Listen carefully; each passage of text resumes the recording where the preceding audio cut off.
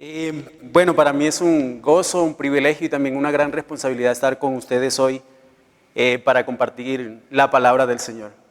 La verdad, pues esto se debe a algunos compañeros o algún compañero en especial que tuvo o que me impulsó para que hiciera esto en esta mañana. Pero de verdad, para mí es un gozo, como lo dije antes, de poder compartir con ustedes y exponer de lo que el Señor o hablar de lo que el Señor ha estado haciendo conmigo durante mi caminar con el Señor. En esta mañana yo les invito a que abran sus Biblias en el libro de Juan, capítulo 1, versículo 45 al 49. Juan, capítulo 1, versículo 45 al 49. Y como buenos cristianos me confirman con un amén cuando lo tengan.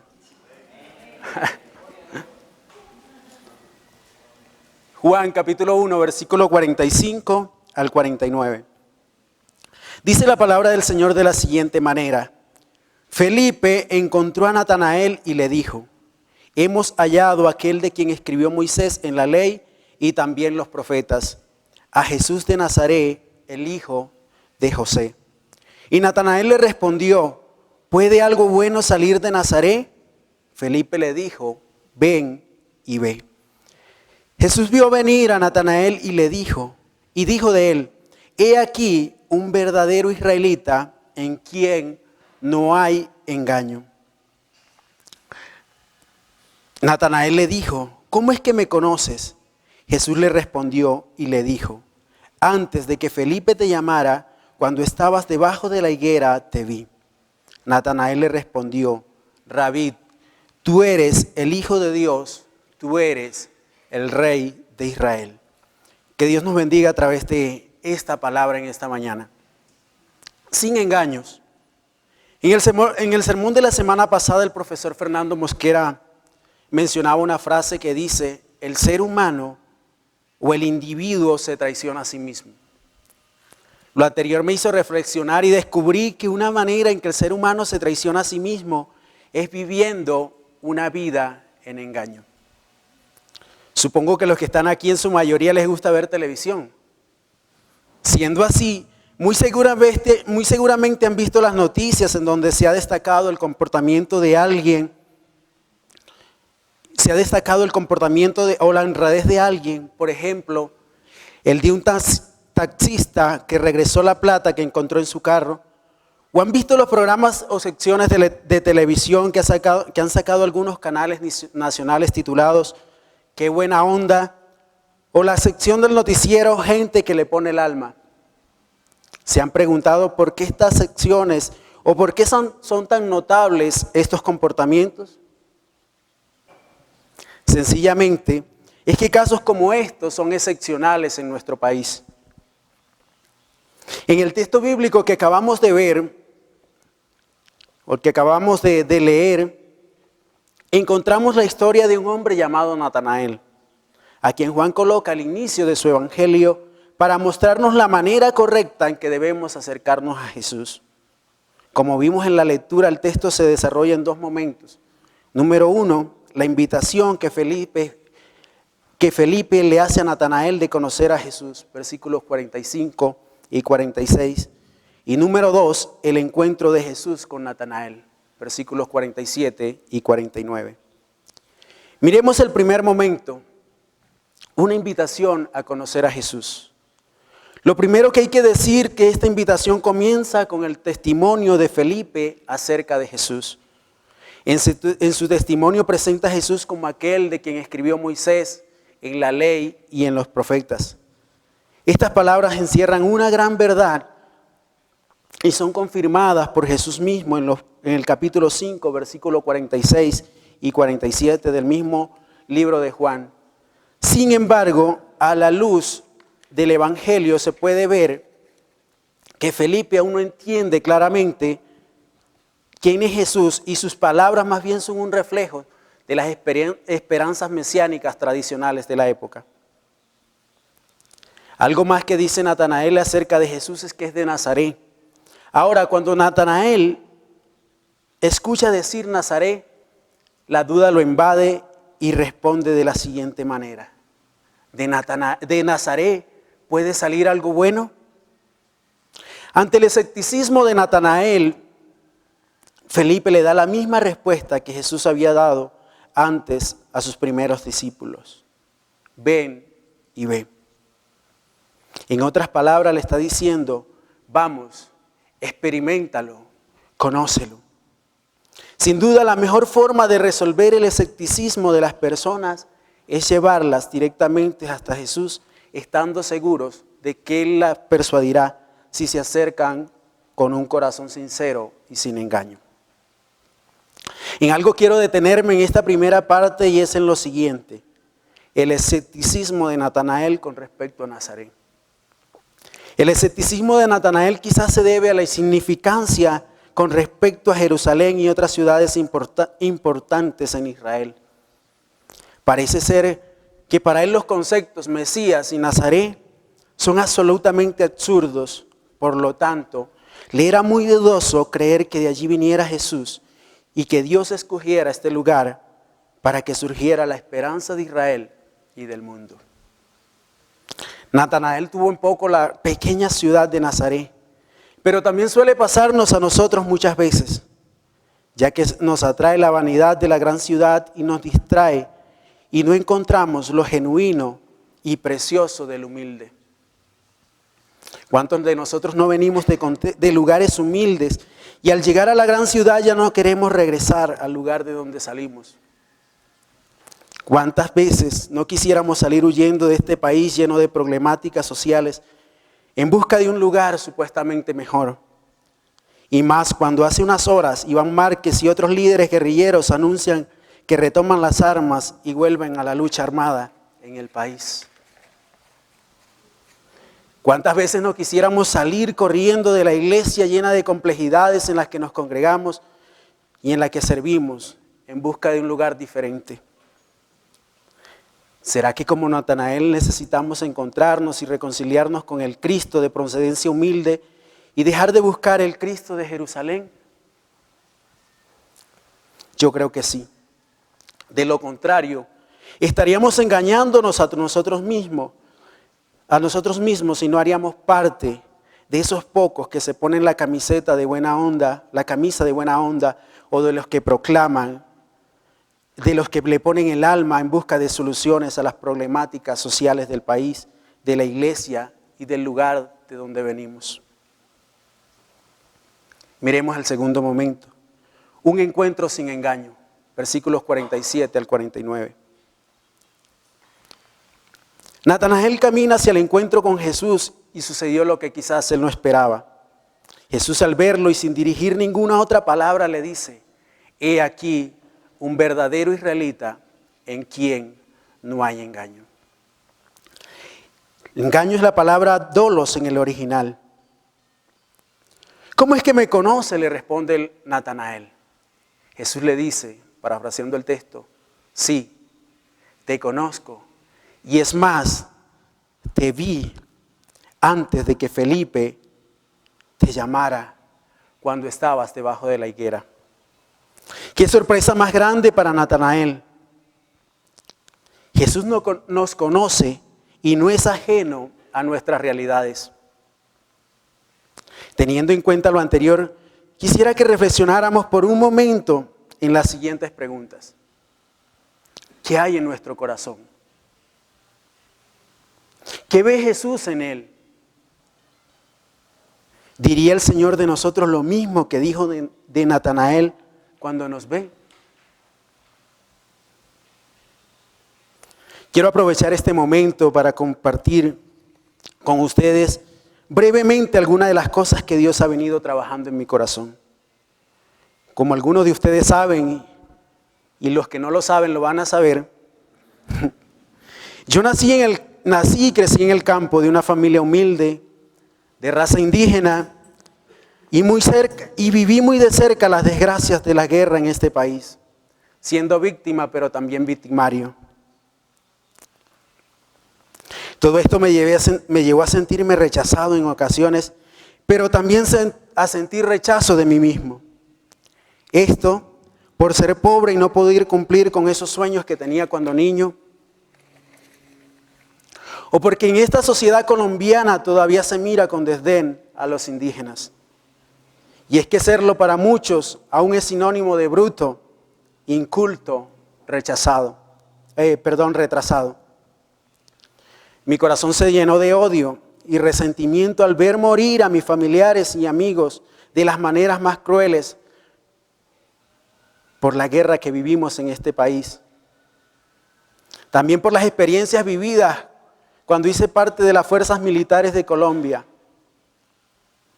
Todo esto lo menciono no para que me vean como la víctima o como el pobre Eber, sino más bien para decirles que el Cristo que le cambió la vida a Natanael, me la ha cambiado a mí también.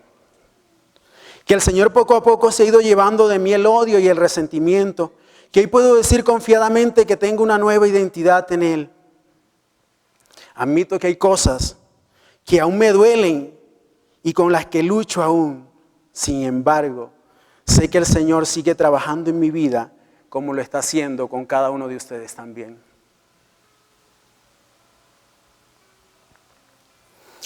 ¿Cómo está nuestro corazón? ¿Qué hay en él? Para creer en el Jesús que se hizo humilde, nosotros también tenemos que reconciliarnos con nuestra identidad, con el lugar de donde venimos, con un país complicado por todas sus problemáticas sociales que se viven y con la iglesia llena de complejidades a la cual servimos. Reconciliarnos con lo antes mencionado nos empodera para la misión. No hay temor de ocultar cómo nos ha hecho Dios y dónde vamos a servir. Después de llevarlos a reflexionar un poco y contarles algo de mi testimonio, permítanme un pequeño comentario respecto a la palabra dolos que mencionaba anteriormente. El significado de esta palabra es trampa, engaño, pero también era usada antiguamente para referirse a la carnada que se ponía en los anzuelos para pescar. En los actos jurídicos, el dolo implica la voluntad maliciosa de engañar a alguien o de incumplir una obligación contraída. En la Biblia se habla de dolo en referencia con Jacob cuando engaña a su hermano Esaú. Su padre Isaac se quejó de él diciéndole a Esaú su hermano: vino tu hermano con engaño y tomó tu bendición. Génesis 27:35. El empleo de engaño a fin de tener ventajas egoístas caracterizó no solo al mismo Jacob, sino también a sus descendientes. Al decir Jesús que en Natanael no hay dolo, está diciendo que él es diferente al Jacob engañador que se encuentra en Génesis 27. Ahora, a la luz del contexto inmediato, es decir, los versículos 50 y 51, se ve claramente que Jesús está trayendo a la memoria de Natanael la historia del patriarca Jacob. Dolo también se menciona en Salmos capítulo 32, versículo 2. Y dice: bienaventurado el hombre a quien Jehová no inculpa de iniquidad y en cuyo espíritu no hay engaño. Es muy probable también que cuando Jesús menciona dolo, está haciendo referencia a este salmo y describe el carácter del hombre piadoso, el cual no solo es alguien cuyas iniquidades son perdonadas, sino alguien en cuyo espíritu no hay engaño. Miremos el reconocimiento de Natanael a Jesús. Ante el conocimiento de Jesús, Natanael hace una confesión trascendental en las Escrituras y en especial en el Evangelio de Juan. Rabí, tú eres el Hijo de Dios, tú eres el Rey de Israel. Estas palabras constituyen el clímax en la serie de confesiones sobre Jesús que comienza con los primeros discípulos en el capítulo 1. El título Rey de Israel encerraba la esperanza de un libertador nacional quien volvería a reinar con gloria y poder de David, un concepto popular durante el ministerio público de Jesús. Es razonable poner en duda que Natanael, al igual que Felipe, comprendiera claramente la naturaleza del reino de nuestro Señor en aquel momento y que sus confesiones estén determinadas por su propia cultura, religión e historia. Pero, sin duda, la respuesta que de Natanael es una expresión de la identidad de Jesús como Mesías y está relacionado con el propósito de Juan al escribir el Evangelio, presentarnos a Jesús como el Mesías, el Hijo de Dios. Eso lo encontramos en Juan capítulo 20, versículo 31. Ante esto que acabamos de ver en el texto me surge una pregunta más. ¿Cómo nos acercamos a Jesús?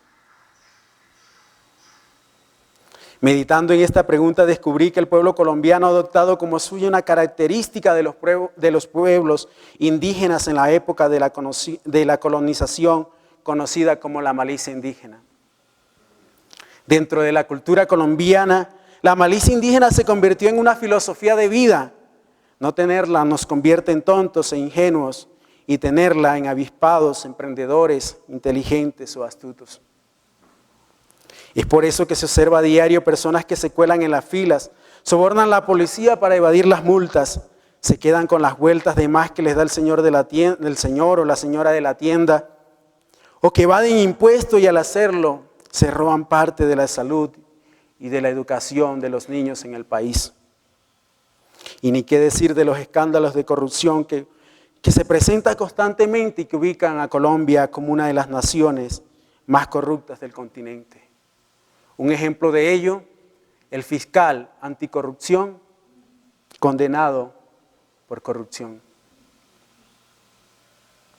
Es que en Colombia vivo es el que ofrece o acepta pagar un soborno para hacer un trámite, para arreglar el resultado de una prueba o pasar un examen, para mejorar un puntaje de una calificación, para conseguir una licencia o para hacerse adjudicar un contrato.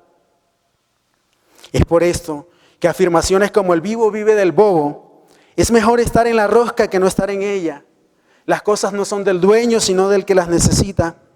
O papaya puesta, papaya partida, se constituyen incluso como dichos populares que a la vez se hacen visibles en acciones reales, que no solo trascienden en el ámbito personal, familiar o lo grupal, sino que se elevan a las altas esferas del poder.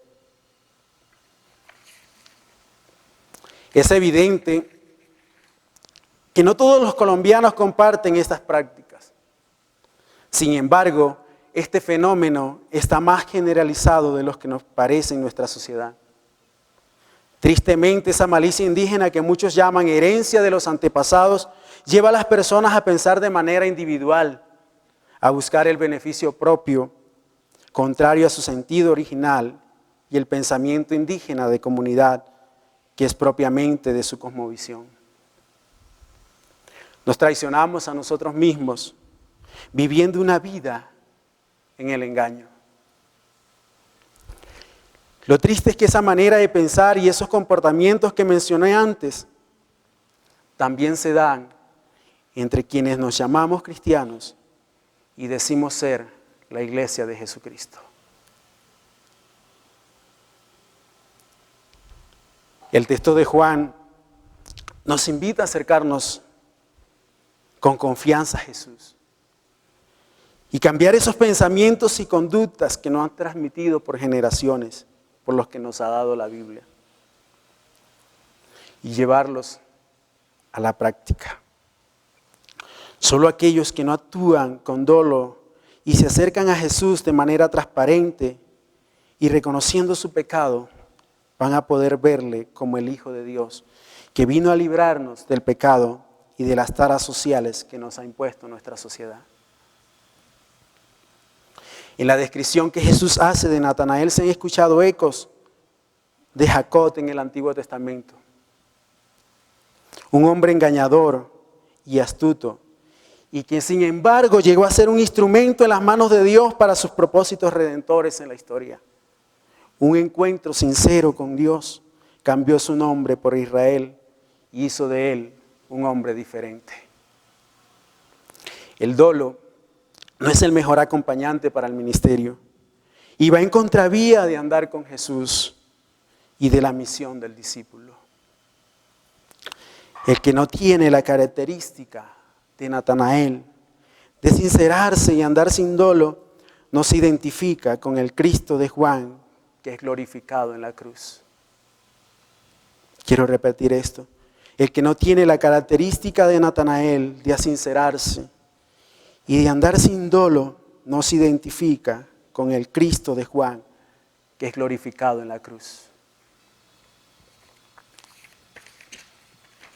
El Señor nos conoce. Y ante Él estamos al descubierto. Nada se esconde de su vista. Algunas cosas difíciles pasamos todos, o vivimos todos. Algunas cosas débiles, imperfectas y pecaminosas se encuentran en todos nosotros. Pero el dolo, la falsedad, la hipocresía no corresponde al verdadero carácter de un creyente. Repito, algunas cosas débiles, imperfectas y pecaminosas se encuentran en todos, pero el dolo, la falsedad, la hipocresía no corresponde al carácter de un creyente. Juan nos presenta a Natanael en el primer capítulo para mostrarnos la manera en que nosotros debemos acercarnos a Jesús. Sin embargo, no lo vuelve a mencionar por su nombre, sino hasta el final del Evangelio, cuando lo presenta al lado del Jesús resucitado, comiendo de su misma mesa y compartiendo con sus discípulos. Eso lo encontramos en Juan capítulo 21, versículo 1 al 14. Quienes son como Natanael entienden al Jesús de Juan y tienen comunión con el Jesús resucitado. La invitación hoy es acercarnos a Jesús aún con todos nuestros defectos, sabiendo que su gracia nos acoge y nos levanta. Sincerarnos con el Jesús humilde que nos llamó a llevar una vida sin dolo y cumplir así con la tarea que nos ha sido encomendada en medio de un contexto lleno de complejidades como es el nuestro.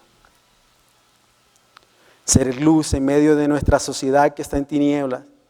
Ser los buena onda, la gente que le pone el alma y se esfuerza por llevar el mensaje de la verdad que Jesús nos dejó como legado.